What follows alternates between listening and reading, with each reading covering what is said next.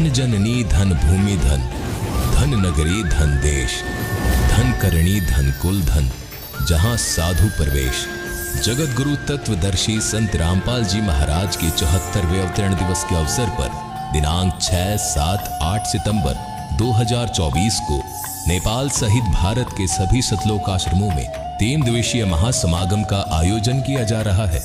इस पवित्र अवसर पर 3 दिवसीय अखंड पाठ, विशाल भंडारा, विशाल सत्संग समारोह जैसे कई भव्य कार्यक्रम भी होंगे, जिसमें आप सभी नगर व ग्राम निवासियों को इस विशाल अद्वितीय भंडारे में सादर आमंत्रित किया जाता है। आयोजन स्थल का पता है सतलोक आश्रम धनाना धाम, सोनीपत, हरियाणा। इस कार्यक्रम का सीधा प्रसारण सुबह 9:15 बजे से दोपहर 12:15 बजे तक साधना टीवी चैनल, संत रामपाल जी महाराज यूट्यूब चैनल और स्पिरिचुअल लीडर संत रामपाल जी महाराज पर भी देख सकते हैं।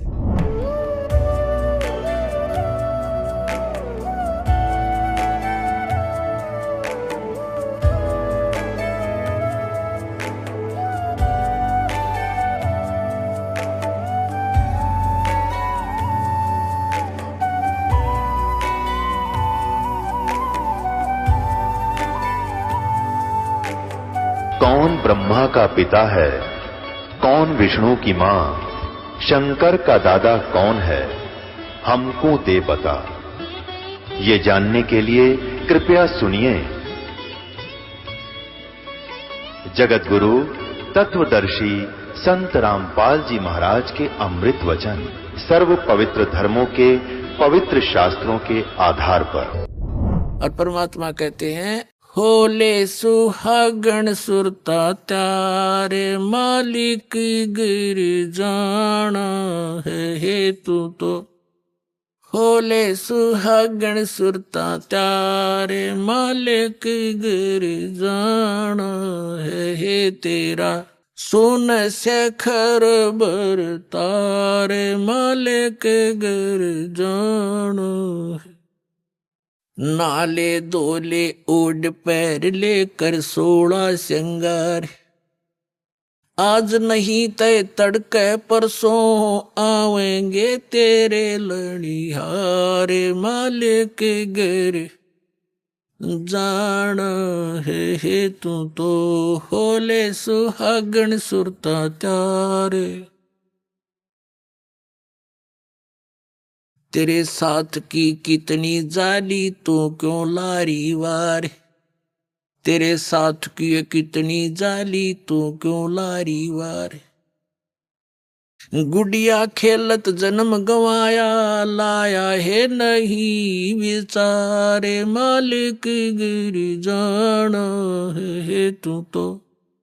होले सुहागण सुरता त्यारे, है तेरा सोन शेखर बर तारे। सतगुरु मारे बानिया है करते बनज व्यवहार, सतगुरु मारे बानिया है करते बनज व्यवहार। बिन डांडी बिन पालड़े है तोले दिया संसारे, मालिक घर जाना है तू तो। होले सुहागण सुरता त्यारे, है तेरा सोन शेखर बर तारे, मालिक गिर जाना। सोन शेखर में सेज पिया की, हंसे हंस कर ले प्यार। सोन शेखर में सेज पिया की, हंसे हंस कर ले प्यार। कहे कबीर सुनो मेरी सजनी, लूटो वो अजब बहार, मालिक गिर जाना है तू तो। होले सुहागण सुरता त्यारे, मालिक गिर जाना। इसमें क्या समझाना चाहा परम पिता ने? पुण्यात्माओं, हर तरह के वचन बोले परमेश्वर ने। आप जी को यहां से निकालने के लिए, जैसे कुएं में बाल्टी गिर जाती है, उस निकालने के लिए बाल्टी को एक रस्से से बांधकर हुक उसको कांटा बोले, कांटे 20-21 कांटे, वो हुक उल्टे सुलटे उसमें जकड़े हुए होते हैं उसे हुक, और वो इकट्ठा उसका ग्रुप सा होता है, रस्सी का बांध के और उसको नीचे डाल दिया जाता है और ऐसे कुएं में लाते हैं। बाल्टी को तो एक ही हुक में अटक जाना था, लेकिन वो 10, 15, 20, 21 डाल दिए। किस लिए? कि ना जाने कौन से में सूत बैठ जाए, उससे मुड़ जावे। एक न तो घुमाए जाए इधर उधर ना सेट हो, इकट्ठे डाल दिए कई, तो ना जाने कौन सा में फेट फंस जा निकला बाहर। तो परमात्मा ने हर तरह की वाणी बोली है, ना जाने किस पुण्यात्मा कौन से कांटे में फंस जा और निकल जा काल के कुएं तक।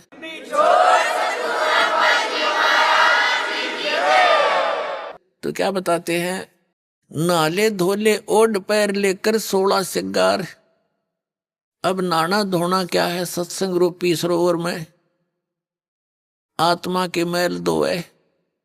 श्रृंगार क्या करने हैं? शील संतोष, दया, विवेक, दान, धर्म, भक्ति, सिमरन, ये विवेक से काम लेना, ये आपके श्रृंगार हैं भगत के। बुराइयों से दूर रहना, तो ये इस तरह की जो सेवा, हाथ से सेवा करना, ये श्रृंगार है इस आत्मा के, जिससे परमात्मा को प्यारी लगेगी। और कहते आज नहीं तो कल परसों तेरे आवेंगे लणिहार। लणिहार माने तेरे लेने वाले आएंगे जब तन भक्ति नहीं करीता है। यम के दूत आवेंगे और तुझे यहां से घसीट ले जाएंगे। फिर क्या बताते हैं, तेरे साथ की कितनी जाली, तू क्यों लारी वार। जैसे बताते दरु गए, प्रहलाद गए, जैसा जहां तक उन्होंने गए हैं। और क्योंकि परमात्मा कबीर जी के आने से पहले आप जी को किसी भी ऐसी आत्मा का ज्ञान नहीं था जो मोक्ष को प्राप्त हुई है। आप जी केवल धरु, प्रहलाद, मीरा बाई और इस तरह की जो आत्माएं थी, इनको पार समझते थे। उसी तरह भगवान ने आके ज्ञान देना चाहा ताकि इनकी वास्ता अटके, भगवान में लगे। फिर सही स्थान की टिकट मिल गई तो वो तो वहीं जाकर छोड़ेगा। उन्होंने इसलिए ये ज्ञान दिया कि तेरे साथ की कितनी जाली, तो क्यों लारी वार। कौन गया? धरु गया, प्रहलाद गया, मीराबाई गई हैं और बहुत से महापुरुष गए। तू क्यों लारी वार। और गुड़िया खेलत तन जन्म गंवा दिए, लाया नहीं विचार। यही विवाह हुआ, संतान हुई, कुछ संतान कोई बीमारी से मर गई, कोई विवाह होने के बाद कोई कारण से चले गए, कोई और समस्याएं में फंस गए, आपकी मृत्यु होगी बच्चे होते ही। तो परमात्मा कहते तन गुड़िया खेलत जन्म गंवाया, लाया नहीं विचार। और जब आपको परमात्मा के सुख का ज्ञान हो जाएगा तो आप यहाँ संसारिक वस्तुओं की डिमांड भगवान से करना कति बंद कर दोगे। फिर भी ये दयालु है भगवान, इनको मालूम है कि ये कैसे समाज में रह रहे हैं। तो आप जी को जैसे भी वो निकालना उचित समझेंगे वैसी ही व्यवस्था आपके लिए कर देंगे। जैसे कोई रोगी है और रोगी डॉक्टर के पास जाता है, डॉक्टर उसको ज्यादा सीरियस देखकर एडमिट भी कर लेता है, नहीं तो औषधि भी देकर भेज देता है। अब डॉक्टर के ट्रीटमेंट में मरीज अपनी टांग अड़ावे कि ना मैं ऐसे नहीं, ऐसे नहीं, ऐसे ना करो, ऐसे ना दो, ऐसे नहीं खाऊं गोली, ऐसे मैं परहेज नहीं रखूं।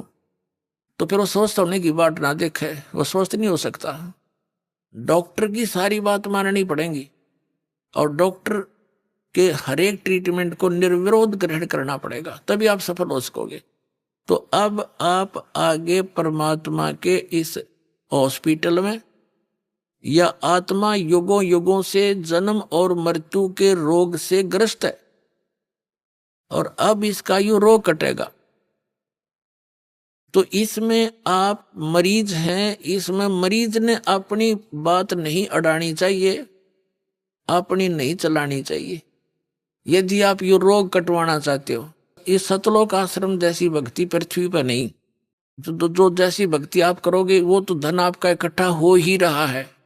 मर्यादा नहीं रखोगे, तोड़ दोगे तो फिर जिस दौरान आपका नाम खंड हो चुका होगा और उस दौरान कोई आपका ऐसा संस्कार आज आपकी मृत्यु होनी हो तो आपकी मौत हो जाएगी फिर।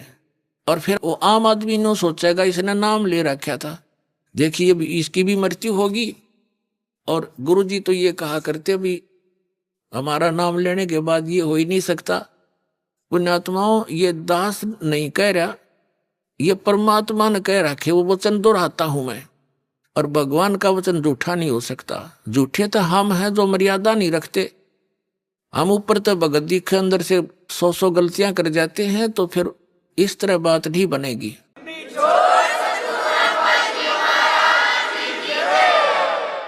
ऊपर और अंदर, भक्तों ने बाहर और भीतर एक जैसा रहना पड़ेगा।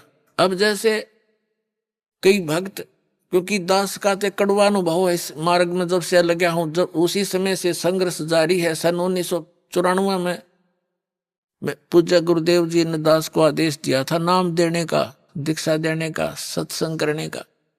उसी दिन से देख रहा है कि जब दुखी जीव आते थे उनको खूब लाभ होता था, बहुत साथ लगे रहते थे। और फिर कोई मर्यादा भंग कर देते थे समाज में जाके, उनका नाम खंड हो जाने से ऊपर से तो वो भगत दिखे, अंदर में दोष आ गया, भगवान रिजेक्ट कर देता, वो नाम छोड़कर चले जाते। अब उन्होंने 2 वर्ष 3 वर्ष जो भक्ति की, सत भक्ति जो कबीर साहब ने बता रखी है, दास ने आपके तक पहुंचा रखी है।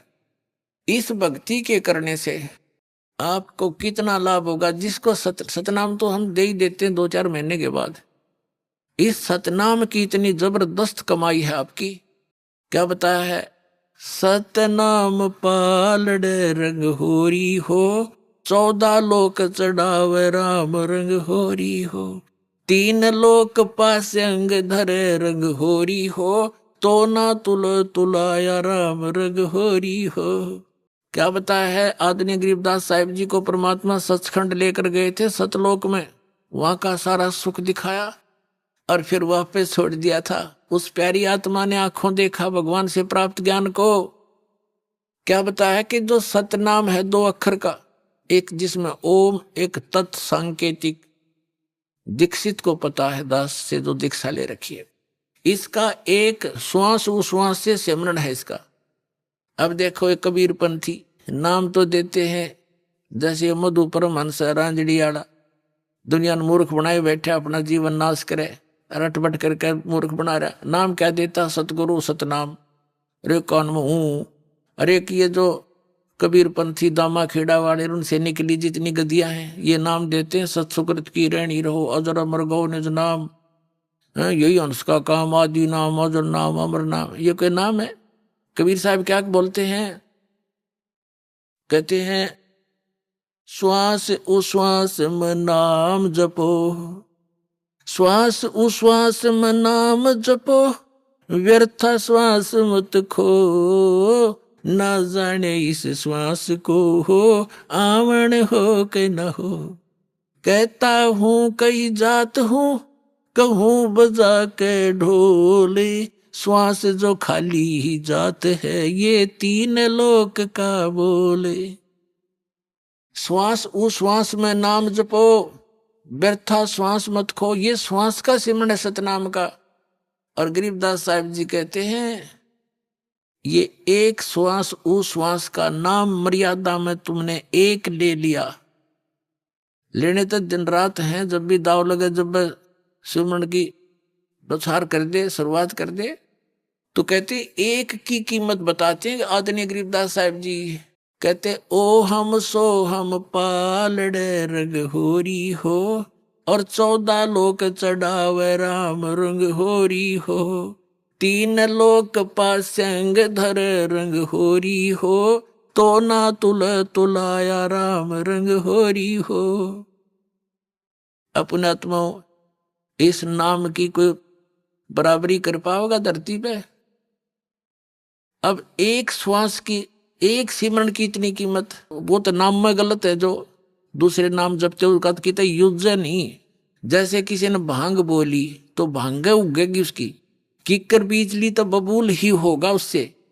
और ये असली मंत्र जो बीज है दास आपको देगा, इससे मोक्ष होगा आपका और यहां भी सुख मिलेगा।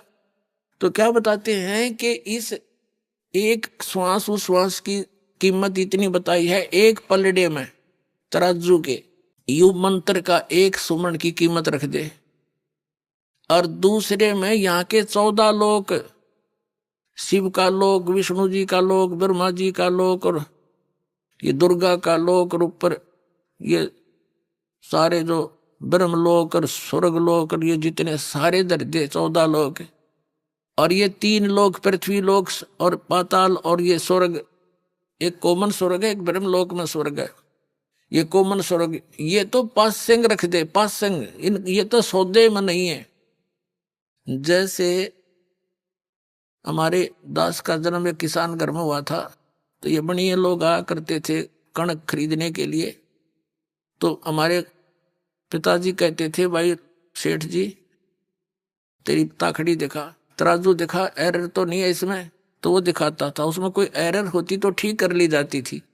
जैसे गेहूं तोल रहे हैं तो गेहूं की एक मुट्ठी भर के एक तरफ डाल दिए जाते थे ताकि वो एररलेस हो जाए वो बैलेंस ताखड़ी, और जिस तरफ वो पासिंग जैसे कुछ 10 ग्राम 20 ग्राम की पासिंग थी तो वो तो एक तराजू में दाने पड़े हैं गेहूं के थोड़े से 20 30 50, और उसी साइड में बट्टे रख लिए जाते थे। तो क्या बताते हैं कि ओ हम सो हम पाल रंग होरी हो, ये सतनाम पाल रंग होरी हो, और 14 लोग से ढावे दूसरी साइड में 14 लोग से ढावे राम रंग होरी हो, और ये 3 लोग तो पासिंग में यूजलेस, उसका तो कोई सौदा ही नहीं। तो ना तुले तुलाया राम रंग होरी हो, इतनी कीमत है इसकी। आज जो ये ब्रह्मा विष्णु महेश बने हुए ना, ये इस समय में जो अब आपका समय चल रहा है भक्ति का, इस समय ही ये मंत्र डिस्क्लोज होते हैं, उससे पहले इनको गुप्त रखा जाता है। कबीर साहब कहते हैं, सो हम शब्द हम जग में लाए, सार शब्द हमने गुप्त छिपाए। और सार नाम की आदि नाम की तो छींट भी ना लागण देते। अब इस दास के ऊपर मेहर बख्शी है परमात्मा ने आपके तक पहुंचाने की, इससे पहले किसी को अलाउड नहीं था।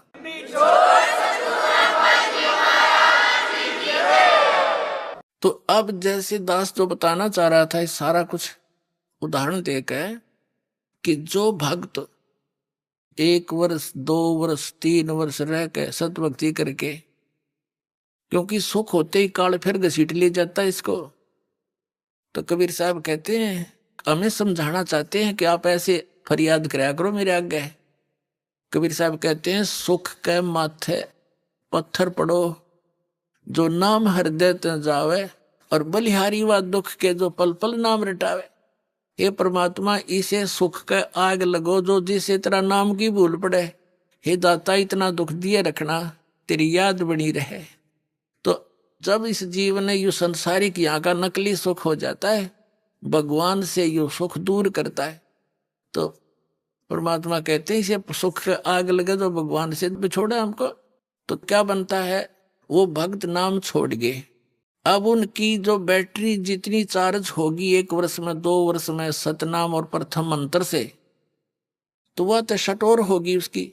अब आगे चाहे वो जाप करे चाहे ना करे, उसका कोई यूज नहीं। गरीबदास जी कहते हैं, सतगुरु संगत छोड़कर लाख वर्ष जप कीने, इंद्री कर्म ना मोक्ष होवे फिर काल के अधीने।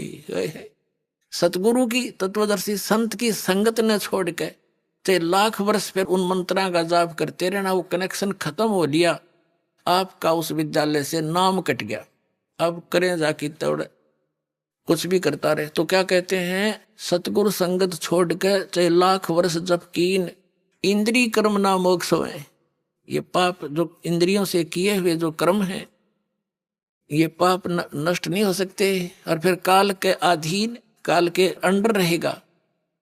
अब जैसे वो नाम त्याग गए, और जैसे भी घिसी पेटी वो जो हमने बता रखे मंत्र वो करते भी रहो, जब कनेक्शन कट गया तो स्विच ऑन करते रहो चाहे ऑफ करते रहो, उससे कुछ होना ही नहीं। तो फिर वो ये सोचते हैं कि हमने नाम भी छोड़ दिया, अब हमने कौन सी की हानि होगी, हमारी तो मौज हो रही है। अब ये इतनी बेअकल के इंसान करते हैं ये बातें पुण्यात्माओं, जिनको ज्ञान संपूर्ण हुआ नहीं और अर्धा नहीं छदाए और देखा देखी भक्ति का यो रंग नहीं ठहरावे। कबीर साहब कहते हैं हृदय में या कसक ज्ञान की हुई नहीं कि जैसे बंदी छोड़ दयाल जी तुम तक हमारी दौड़, और जैसे काग जहाज का अब सूझ और नहीं ठहरे।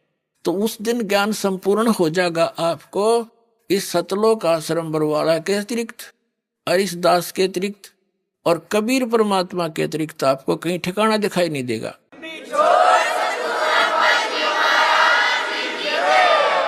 जैसे समुद्र के बीच में उस जहाज पर बैठे काग को उस जहाज के अतिरिक्त जहां भी वो बैठेगा उसका जीवन नाश ही होगा, उसको क्लियर पता होता है, तो वापस घूमकर उसको जहाज ही ठिकाना दिखाई देता अपने जीवन रक्षा का। जब आपको इतना ज्ञान हो जाएगा तब आपका हृदय में यो एक कसक बन जाएगी, छींट लग जाएगी, आपका हृदय में एक जख्म बनेगा। कबीर साहब कहते हैं कि कबीर वैद बुलाइया और पकड़ के देखी बां, और वैद न वेद न जान ही मेरा कर्क कलेजे मां। वह नारी कर्क लागेगी भगवान के नाम की।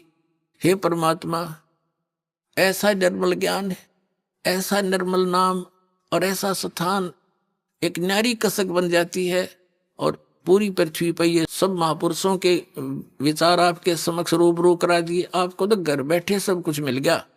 इतने पुण्यकर्मी प्राणी हो आप, आपकी किस्मत का कोई अंदाजा नहीं लगाया जा सकता। आप कितने पुण्यकर्मी हो, सिर मार के मर गए इसी जंगलों में धक्के खा खा के, या वस्तु नहीं मिली।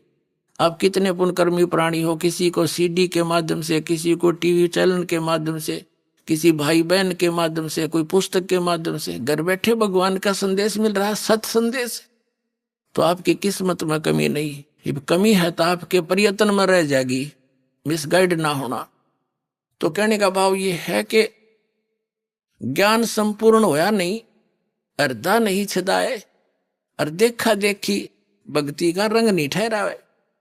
तो दास आपको इतना ज्ञान से परिपूर्ण करना चाहता है कि आप यहां से टस से मस नहीं हो सकते, चाहे सारा संसार एक तरफ हो जाइयो, ऐसा ज्ञान से रंग दूंगा आपको, और विद सच्चाई के साथ में विद प्रूफ दूंगा आपको।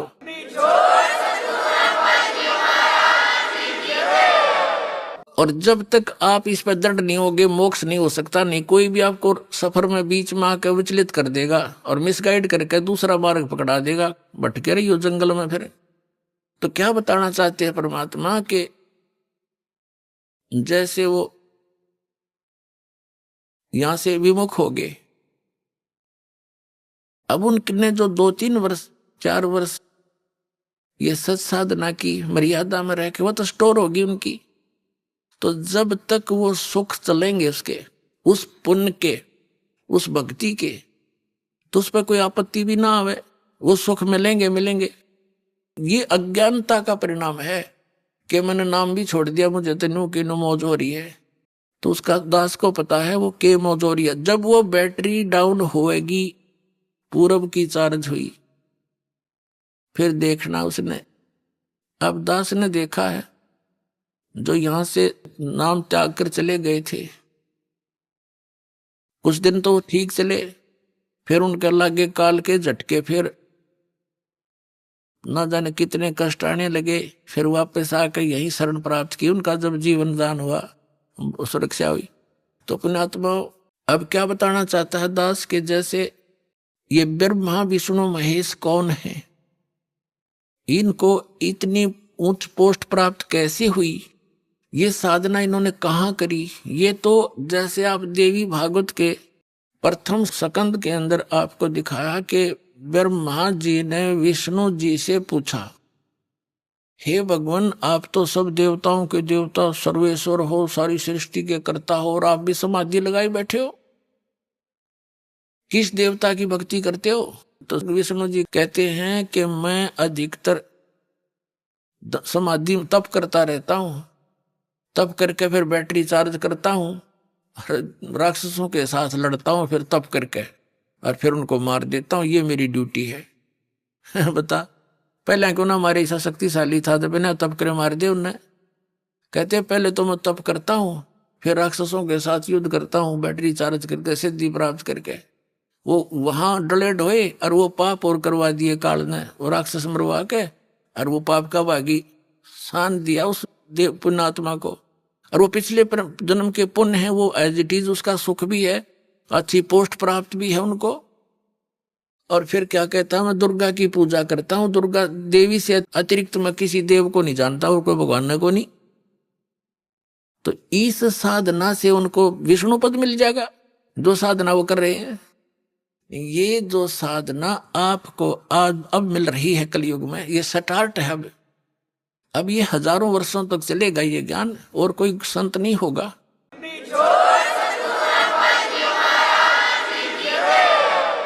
जब तक ये परमात्मा की दया रहेगी, और ये परमात्मा की ही देन है, ये जो टीवी बने हैं, सीडी बनी है, डीवीडी बनी है, हार्ड डिस्क बनी है, और ये इंटरनेट बना दिए, उस कबीर परमात्मा का दिया माइंड है। ये जीव सत्र का नहीं, ये खोज, ये सत्कर मान लेना आप। और यह खोज भी आपके लिए करवाई है कि मेरे बच्चे घर बैठे अपने घर में मेरा सारा ज्ञान ग्रहण करके फिर दीक्षा लेना आवे, आके भक्ति कर लेंगे, इनको घर बैठे भगवान की भक्ति मिलेगी।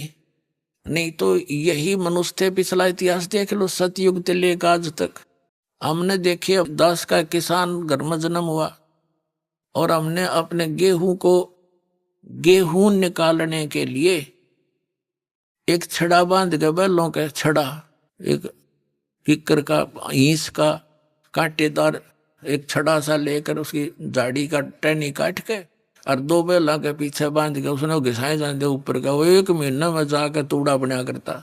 ये औजार थे हमारे। अरीब कट कट कट कर करके 2 घंटा में 100 मन की वान काट लिया आदमी।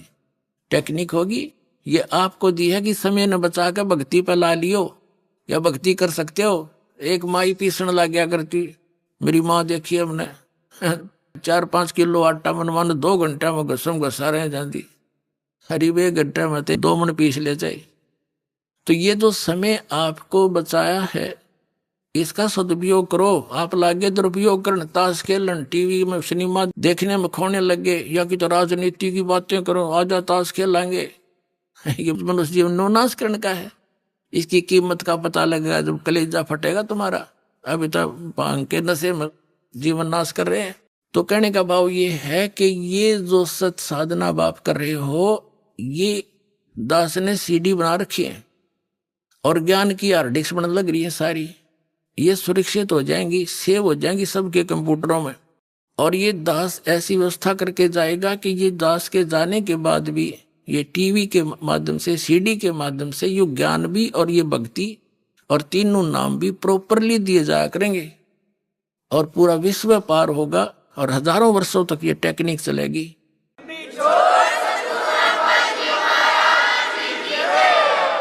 और संत की शब्द की शक्ति होती है, जो कह दिया वो फाइनल होया करे, उसमें वो काम करेगी। फिर वो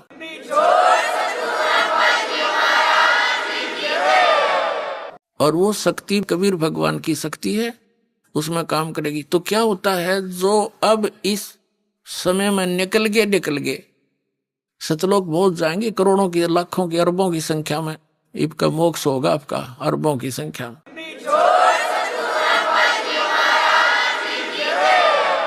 और जो रह गए, बच गए, नहीं पार हो पाए, पैर फिसल गया, या भक्ति तो इतनी गजब की बन गई, उनका तो ढेर लाग गया पुनों का, तो फिर यू काल भगवान आपको पृथ्वी पर नहीं आने देगा, क्योंकि पृथ्वी पर आकर ही आपका भक्ति मार्ग शुरू होगा।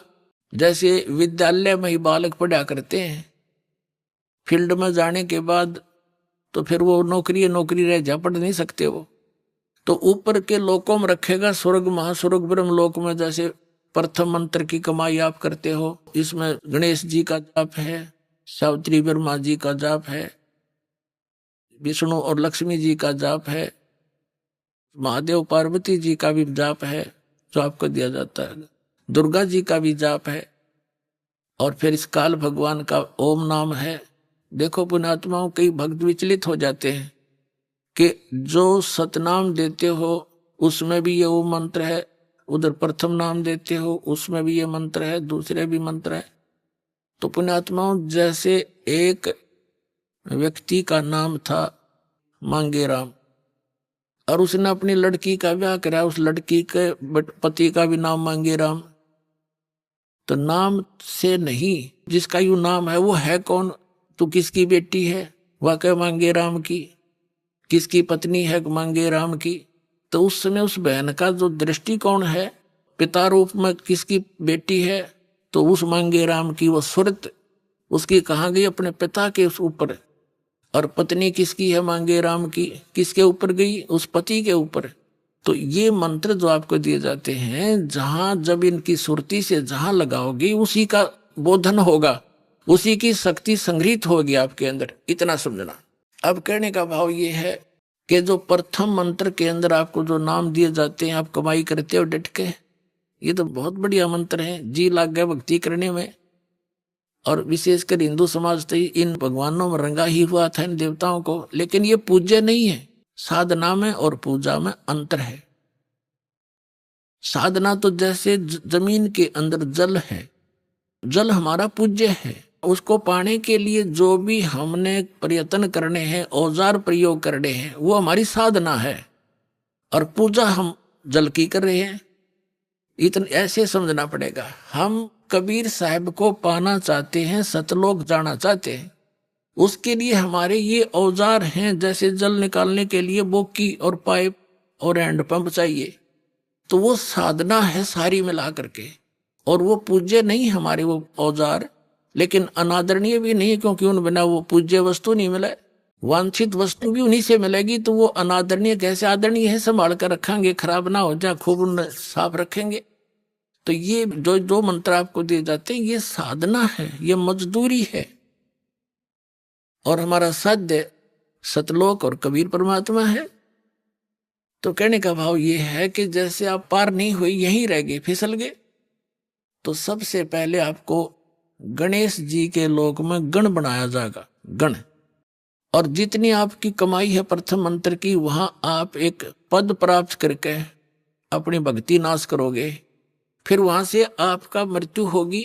फिर आपका विष्णु लोक के अंदर जैसे किसी देव के संस्कार से आपका वहां जन्म होगा, वहां एक उच्च पोस्ट प्राप्त करोगे, देवता बन जाओगे। तो भगवान विष्णु के होटल में, उस लोक में जाके आप उस विष्णु जी के मंत्र की कमाई नाश करोगे। फिर ब्रह्मा जी के लोक में ब्रह्मा जी वाले मंत्र की, दुर्गा जी वाले लोक में दुर्गा जी वाले मंत्र की भक्ति नाश करोगे। वो तो होटल है, आपकी पूंजी नाश हो सकती है, वहां पर कोई लाभ नहीं हो सकता, कमाई नहीं होती। ऐसे ही भगवान शंकर वाले मंत्र का वहां नाश करोगे। उसके बाद फिर कहाँ आओगे? फिर नीचे नहीं आने देगा, फिर जाओगे ब्रह्मलोक में। जो आपने दूसरे मंत्र के जाप करे है ना, 2 मंत्र का, उसमें सिमरण करते समय एक ब्रह्म का जाप है, एक परब्रह्म का जाप है। ये आपकी सुरती रहनी चाहिए, ये किसका जाप है, तो उससे उसका लाभ होगा। तो उसकी कीमत आपको मिलेगी ब्रह्मलोक में प्रथम ओम नाम की।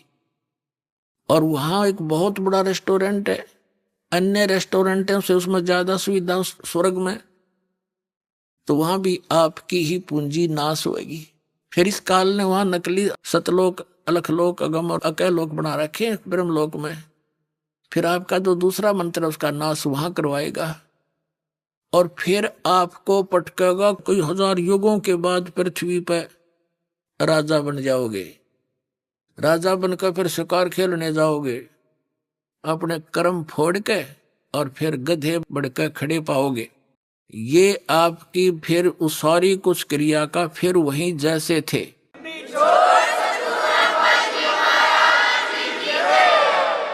तो ये जो ब्रह्मा विष्णु महेश बने हैं, ये भी इन्हीं भक्ति के किए हुए इनका संग्रह शेष था।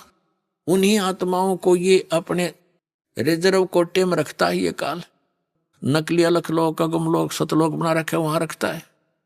उन्हीं में से छांट लेता है आत्मा, अपनी पत्नी दुर्गा से उनका जन्म देता है और उनको एक एक गुण युक्त बना करके, जैसे ब्रह्मा जी की मृत्यु होएगी उससे पहले नेक्स्ट ब्रह्मा उत्पन्न करके उसको अचेत रखेगा, कोमा में उसकी परवरिश रखेगा। उस ब्रह्मा के मरते ही दूसरा दर देगा ठाक है। वो वर्तमान वाला ब्रह्मा गधा बना पाओगा कितना, या भूत पितर बनकर भटक रहा होगा। नेक्स्ट विष्णु मरेगा, विष्णु की मृत्यु से पहले नया विष्णु तैयार करके पैदा करके 20-25 साल का तैयार रखेगा और उसको तुरंत दूसरा रख देगा। और ऐसे शिव जी की मृत्यु के बाद दूसरा शिव पैदा करके रखता है। ऐसे ये और ये होते हैं वो पुण्यात्मा जो अब की हुई भक्ति के उस भक्ति धन से वो पोस्ट प्राप्त करते हैं। तो बाढ़ में जाया ब्रह्मा विष्णु में इसकी पदवी फिर गधा बनेगा, 84 लाख योनियों में भटकना पड़ेगा। तो इसके लिए परमात्मा कहते हैं मन तू सुख के सागर बस रे भाई और न ऐसा यस रे। मन तू सुख के सागर बस रे भाई और न ऐसा यस रे। सर्व सोने की लंका होती रावण से रणधीरम।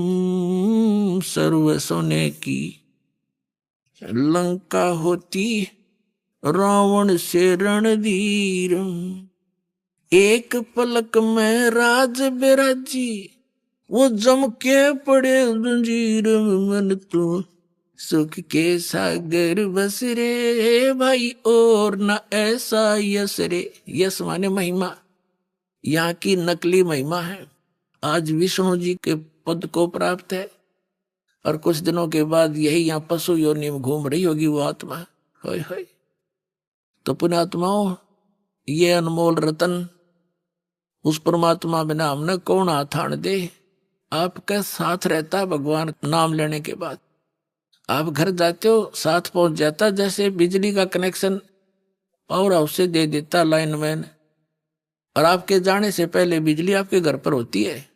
तो परमात्मा का कनेक्शन आपके घर पर जा चुका होगा जिसने आज नाम ले लिया। पर कनेक्शन कट ना देना, इसको संभाल के रखना।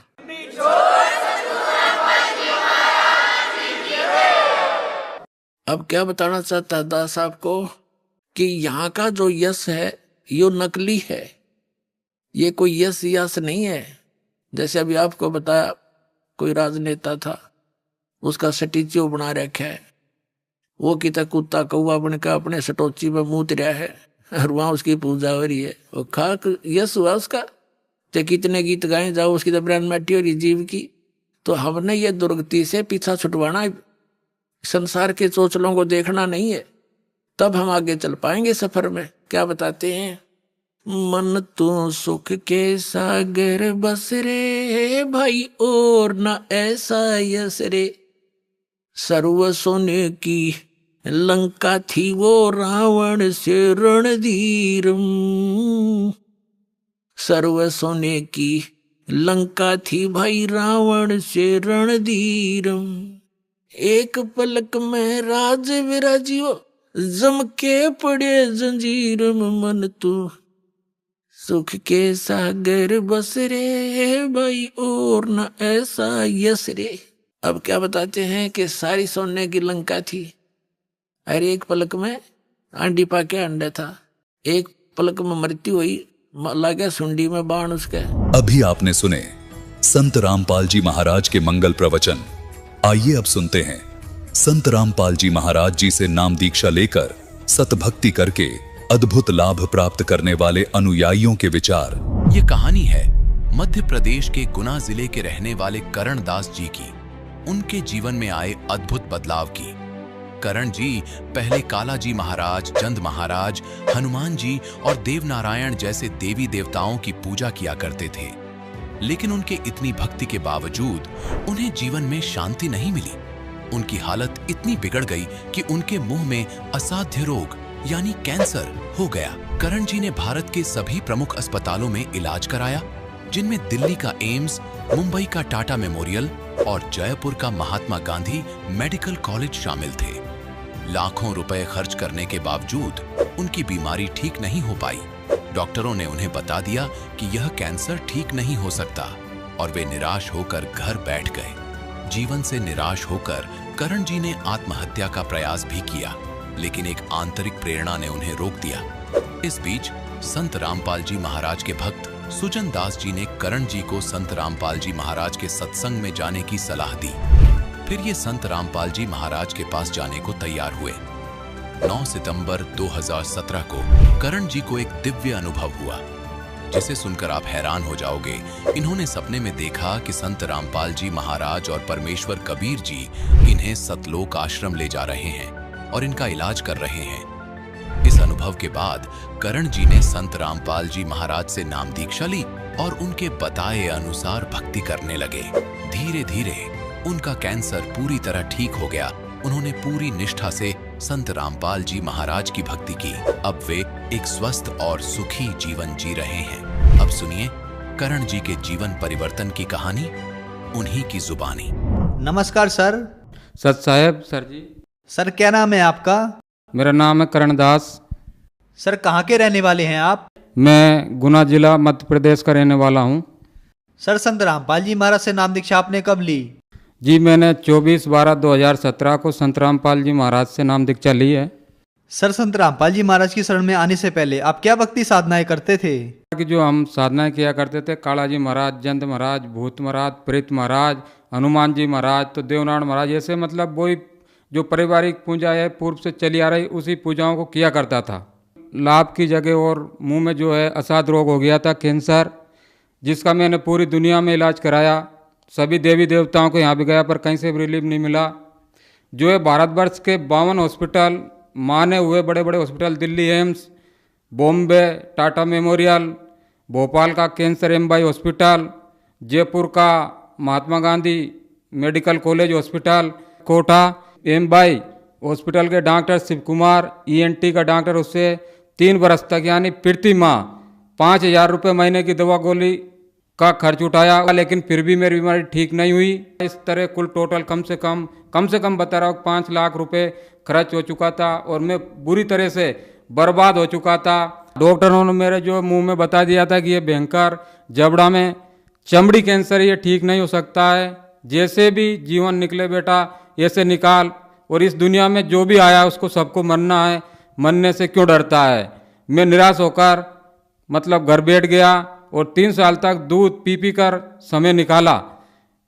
ऐसी स्थिति में एक दिन मेरे मन में ऐसा आया कि ऐसे जीवन से तो मैं मर जाऊं तो बढ़िया है। तो मैं घर से भागकर ट्रेन से कटने के लिए चला गया और मैं ट्रेन की पटरी पे जाकर खड़ा हो गया, लेकिन अंदर से ऐसी प्रेरणा हुई कि अभी रुक जा, तुझे भगवान मिलने वाला है, और मैं वापस घर आ गया। कई बार मैंने एंडोसल्फान पीकर मरने का प्रयास किया और शिक्षित होने के नाते या कहीं भी कुछ ऐसी किताबें पढ़ने के कारण किताबों में लिखा रहता था कि आत्महत्या सबसे बड़ा दोष है, आत्महत्या नहीं करना चाहिए। इसलिए मैंने आत्महत्या करने का एक कदम नहीं उठाया और दुखी जीवन घर पे पड़ा रहकर जीता रहा। इसी के लिए मैं कम से कम हिंदू धर्म के जो तांत्रिक है उनके पास और मुस्लिम धर्म के जो तांत्रिक है उनके पास भी गया। कोई बोलता था कि 5,000 चाहिए, कोई बोलता था कि 10,000 चाहिए। दुख का निवारण कराने के लिए हमने सभी को दिया और उनने हमको खूब लौटा, लेकिन मुझे कहीं से भी कोई रिलीफ नहीं हुआ। राजस्थान में जो है अटरू तहसील पड़ती है, यहाँ एक प्राचीन झाड़ोता गांव है, उसमें देवनारायण भगवान का मंदिर है।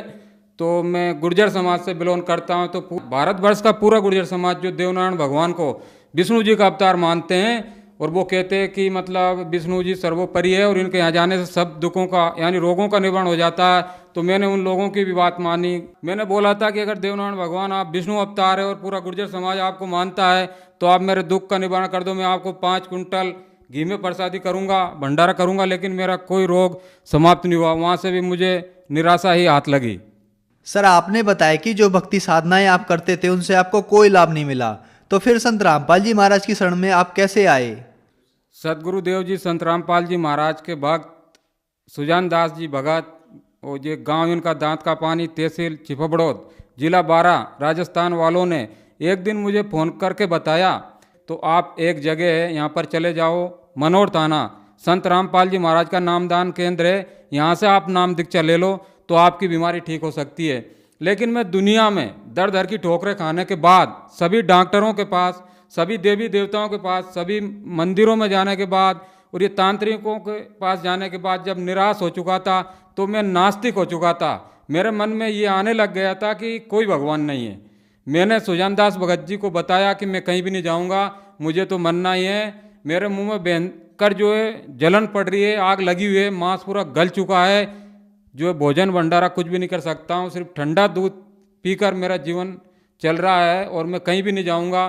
तो जो संत रामपाल जी महाराज के भगत थे सुजान दास जी, वो रेगुलर उन्होंने 8 दिन तक मेरे पास फोन किया और बोला कि भगत जी इस धरती पर परमात्मा आए हुए हैं संत रामपाल जी महाराज, यहाँ जाने के बाद में कैसा भी असाध रोग हो वो ठीक हो जाता है, आप एक बार जाकर उनसे नाम दीक्षा ले लो, अगर मौत भी हो जाएगी और आपने 108 नाम का सुमरण कर लिया जो संत रामपाल जी महाराज देंगे तो आपको 10वें महीने इस धरती पे मनुष्य जीवन दिला देंगे संत रामपाल जी महाराज किसी भक्त परिवार के घर में। तो मुझे विश्वास नहीं हुआ। मैंने उनसे बोला कि ये कैसे संभव है कि संत रामपाल जी महाराज परमात्मा हो सकते हैं। उसी दिन मतलब 9 सितंबर 2017 को संत रामपाल जी महाराज और परमेश्वर कबीर देव दोनों आए और मुझे मेरे घर से उठा कर ले गए बरवाला आश्रम।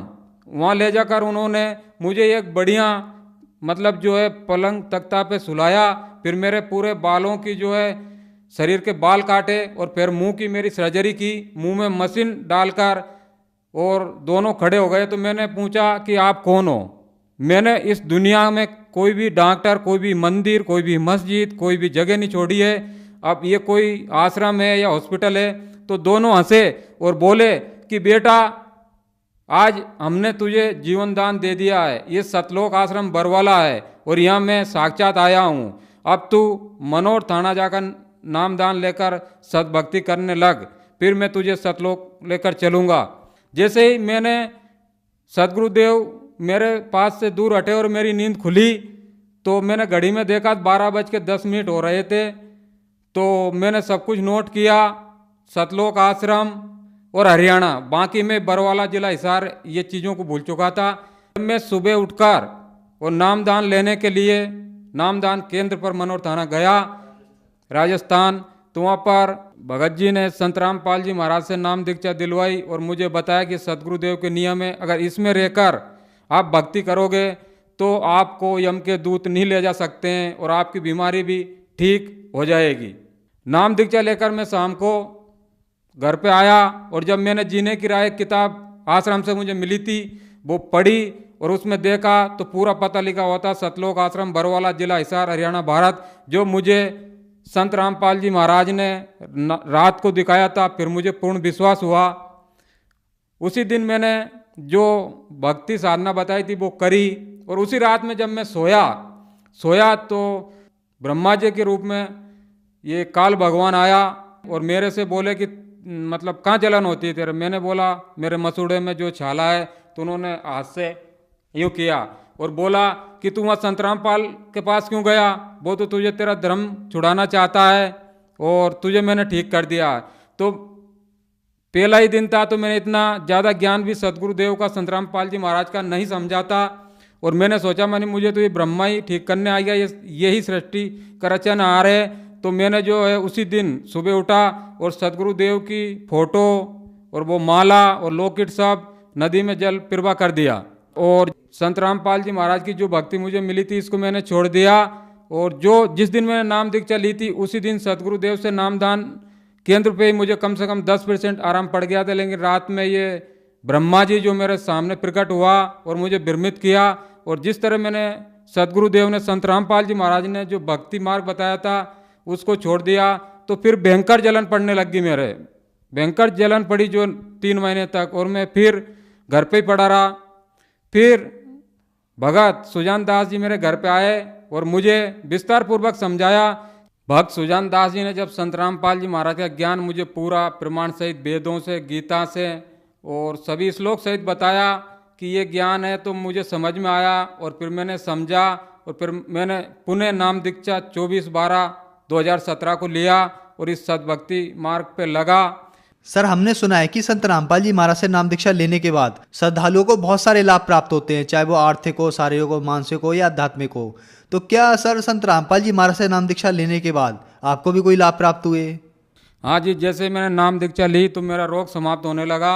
और जब मैं कैंसर से बहुत पीड़ित था तो मैं पूरे देश में सभी हॉस्पिटलों में गया, सभी देवी देवताओं पर गया, और कम से कम मेरे 5 लाख रुपए खर्च हो चुके थे। मेरी आर्थिक स्थिति बहुत कमज़ोर हो चुकी थी और मैं आत्महत्या करने के लिए कई बार मैंने प्रयास किया, लेकिन शिक्षित होने की वजह से इतना ज्ञान था कि आत्महत्या सबसे बड़ा दोष है, इसलिए मैं आत्महत्या नहीं कर पाया।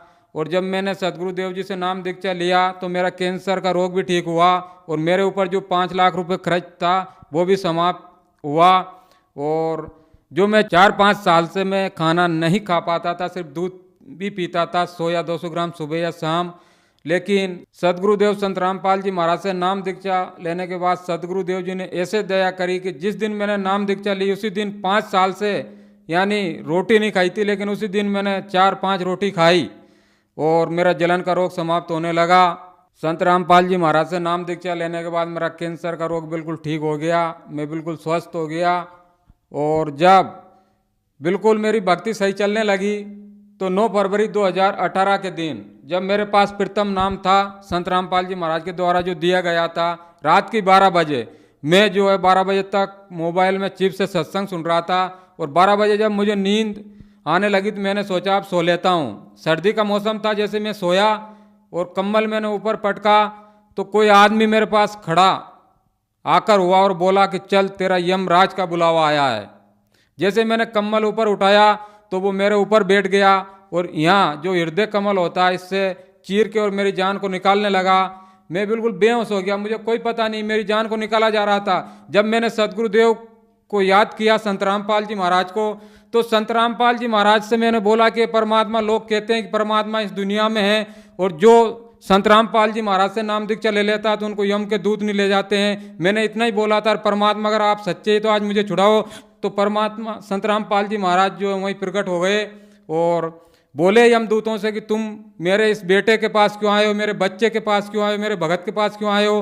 तो दोनों दूत, उनके भयंकर दांत थे, बहुत बड़े बड़े बाल थे, बहुत भयंकर रूप था, देख कर पता नहीं क्या हो जाता है। तो वो बोलने लगे, संत रामपाल जी महाराज के चरणों में पड़ गए कि ये परमात्मा, हमको पता नहीं था कि ये आपका भगत है।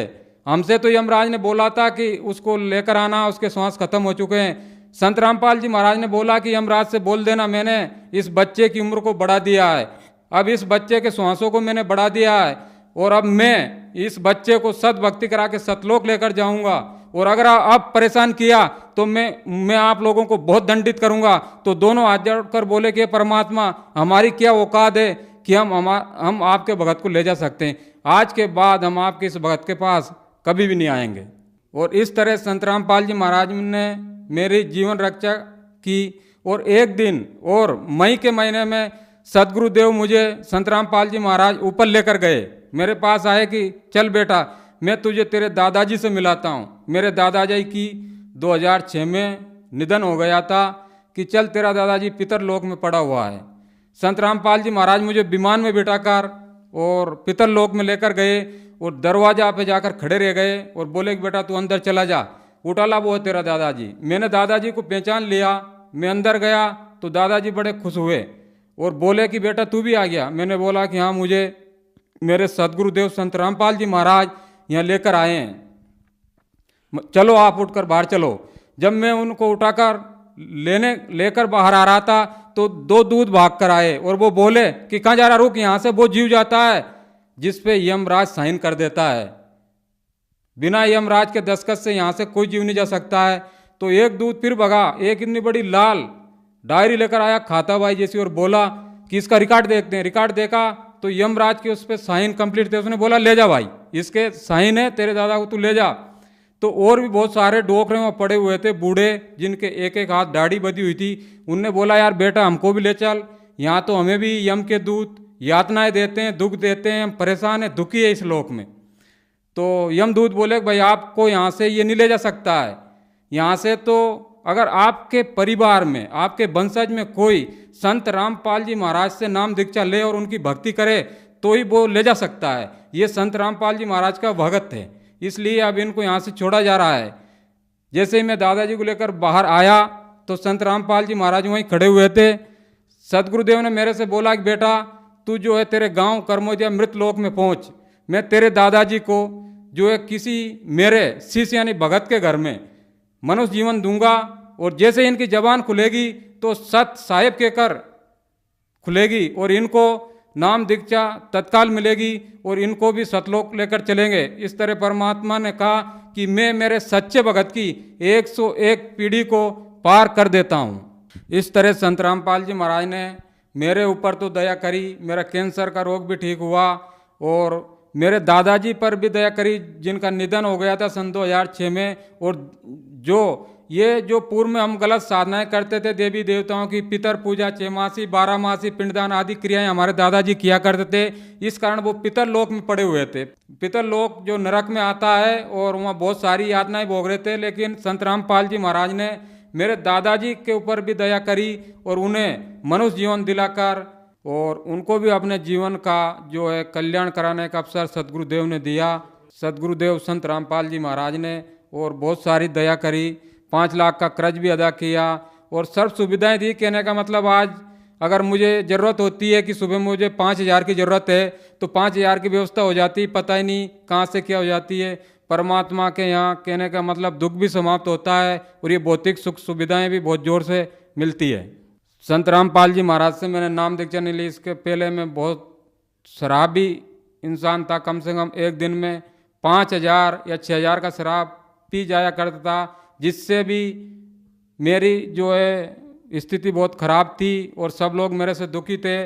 लेकिन आज जब संत रामपाल जी महाराज से नाम दीक्षा ली तो शराब तो दूर की बात है, लेकिन कोई अगर बीड़ी भी पीता है तो ये मानो कि 10 फीट दूर से ही बदबू आ जाती है, वहाँ खड़ा रहने का भी मन नहीं होता है। जिस काम को भारत सरकार नहीं कर सकती, नशा मुक्ति का काम, सदगुरुदेव से संत रामपाल जी महाराज से नाम दीक्षा लेने के बाद उनके भगत, नशा करने की तो बात दूर है लेकिन किसी को बीड़ी या बिमल सिगरेट आदि लाकर भी नहीं दे सकते, इसको भी महापाप समझते हैं। तो जो श्रद्धालु आज आपको देख रहे हैं वो भी किसी न किसी बीमारी से ग्रस्त हैं और ठीक होना चाहते हैं, तो क्या वो भी संत रामपाल जी महाराज से नाम दीक्षा लेने के बाद ठीक हो सकते हैं? उनके लिए आप क्या कहना चाहोगे?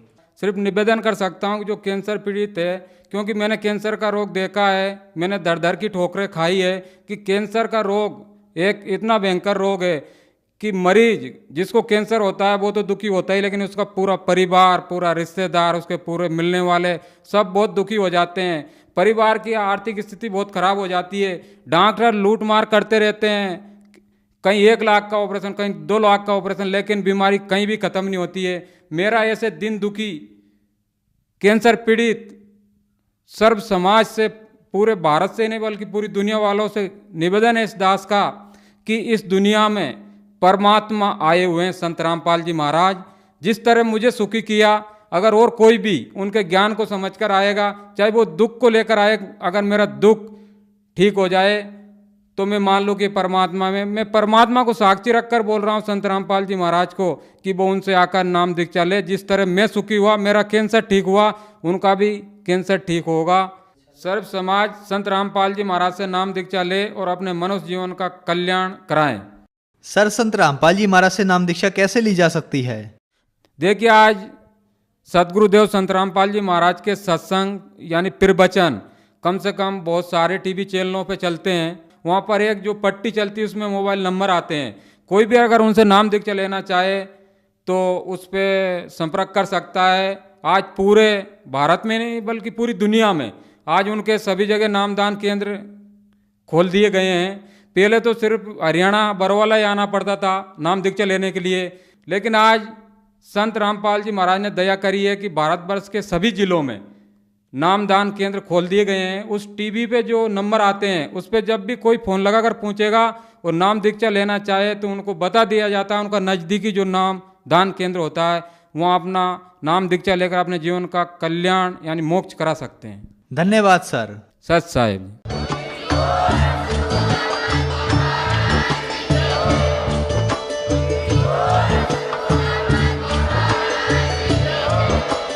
आप सुन रहे थे जगत गुरु तत्वदर्शी संत रामपाल जी महाराज जी के मंगल प्रवचन। अधिक जानकारी के लिए विजिट कीजिए हमारी वेबसाइट www.jagatgururampalji.org।